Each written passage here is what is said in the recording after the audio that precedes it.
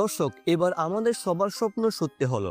Neymar জুনিয়রকে নিয়ে বিশ্বকাপের জন্য মারাত্মক স্কোয়াড ঘোষণা করলো ব্রাজিল কোচ কার্লো আনচেলত্তি। কেমন হয়েছে ব্রাজিলের স্কোয়াড, কারা কারা সুযোগ পেয়েছে স্কোয়াডে, চলুন এক নজরে দেখে নেওয়া যাক সেটা। দর্শক, তার আগে আপনি যদি ব্রাজিলের বিশ্বকাপ সহ সকল ধরনের খবরাখবর সবার আগে পেতে চান তাহলে আমাদের চ্যানেলটি দয়া করে সাবস্ক্রাইব করবেন। দর্শক, ব্রাজিলের ঘোষিত স্কোয়াডে গোলকিপার হিসেবে জায়গা পেয়েছেন তিনজন, তারা হলেন অ্যালিসন বেকার, এডারসন এবং ওয়েবারটন। অন্যদিকে ডিফেন্ডার হিসেবে যারা যারা জায়গা পেয়েছেন তারা হলো Wesley, Marquinhos, Danilo, Alexsandro, Gabriel Magalhaes, Ibanez, Pereira, Santos এবং ব্রেমার। এই সকল তারকা বিশ্বকাপে যাচ্ছে ব্রাজিলের স্কোয়াডে।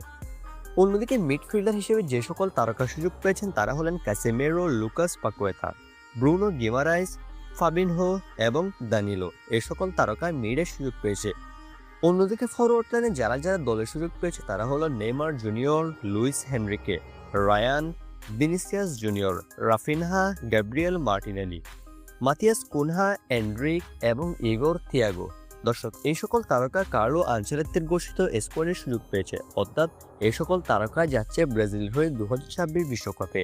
দর্শক, 2026 বিশ্বকাপের বাকি আর মাত্র হাতে গোনা 23 দিন। মূলত এই স্কোয়াড নিয়ে ব্রাজিল ষষ্ঠ বিশ্বকাপ জয়ের জন্য লড়াই করবে। দর্শক, আপনার কাছে এই স্কোয়াডটি কেমন লেগেছে? আমার কাছে মোটামুটি ব্যালেন্স লেগেছে, কিন্তু মিডে আরেকটু শক্তিশালী করা দরকার ছিল। আপনার কাছে স্কোয়াডটি কেমন লেগেছে? বিশ্বকাপে কি ব্রাজিল পারবে এই স্কোয়াড নিয়ে জিততে? কমেন্ট করে আপনার মতামতটি জানাতে পারেন।